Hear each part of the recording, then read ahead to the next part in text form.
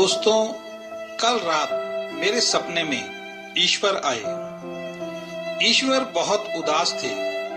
मैंने उनसे पूछा, आप इतना उदास क्यों हो? ईश्वर ने जवाब दिया कि मैं तुम इंसानों की वजह से उदास हूं, क्योंकि तुम इंसानों के जीवन में जब भी कोई परेशानी आती है तो उसका दोष तुम मुझ पर लगाते हो। मैंने ईश्वर से कहा, इसमें गलत क्या है? हमें हमेशा एक ही बात बताई जाती है कि इस दुनिया में जो भी होता है वो ईश्वर की मर्जी से होता है। पत्ता भी बगैर आपकी इच्छा से नहीं हिलता। इस बात से ये पता चलता है कि इंसान के जीवन में अगर कोई भी घटना या दुर्घटना घटती है उसमें आपकी ही इच्छा होती है।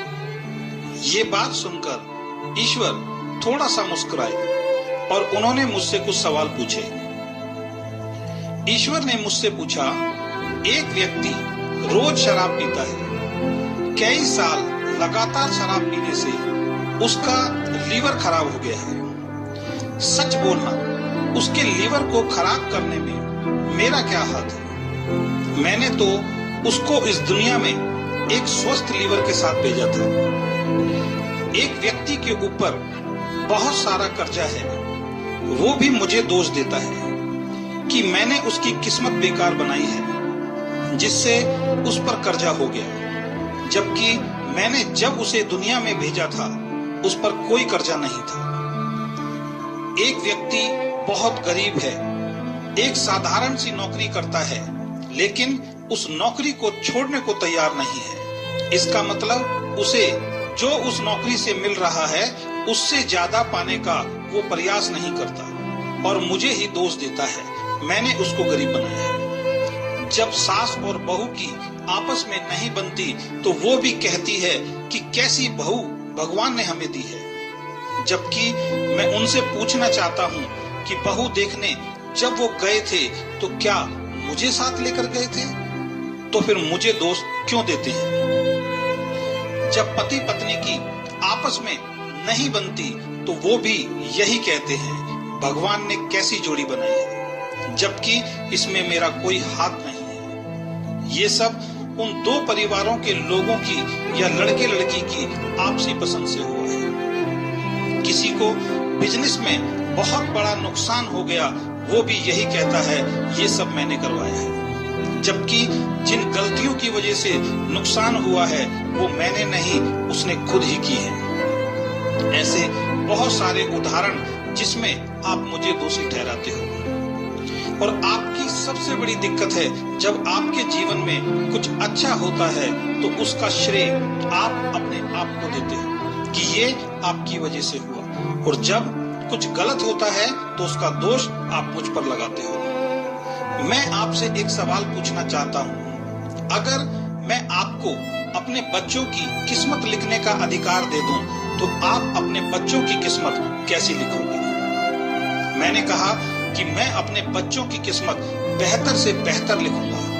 मैं लिखूंगा मेरे बेटे और बेटी को जीवन में कोई दुख ना हो, वो हमेशा खुश रहें, उनको हर वो खुशी मिले जो वो चाहते हैं। फिर ईश्वर ने मुझसे पूछा कि अगर आपका एक बच्चा नालायक है, आपका कहना नहीं मानता, और दूसरा बच्चा समझदार है, आपका कहना मानता है, इन दोनों की किस्मत आप कैसी लिखोगे? मैंने कहा कि दोनों बच्चे मेरे हैं, मैं नालायक और समझदार दोनों की किस्मत एक जैसी और अच्छी लिखूंगा।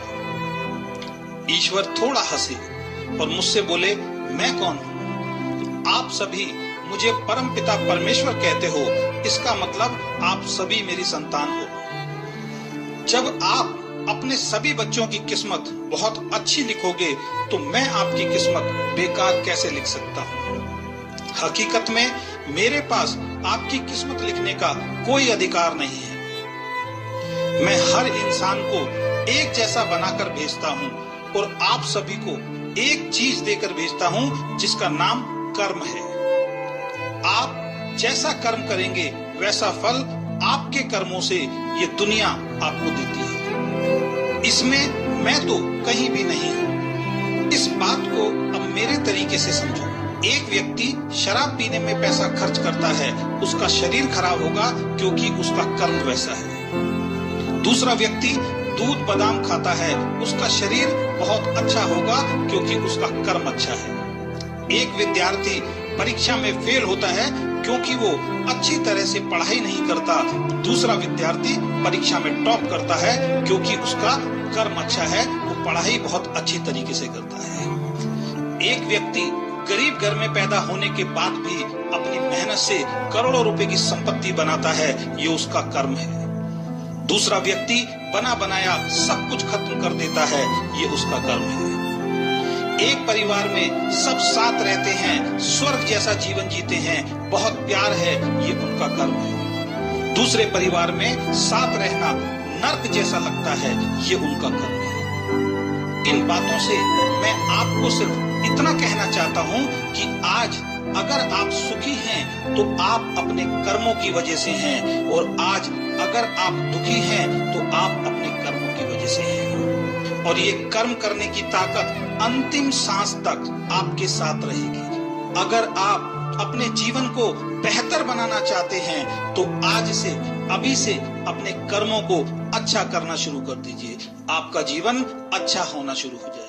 ये बात बोलकर ईश्वर मेरे सामने से गायब हो गए, मेरी आंखें खुल गई। मुझे तो समझ में आ गया, मैं जैसा कर्म करूंगा मुझे दुनिया वैसा फल देगी। अब समझने की बारी आपकी है।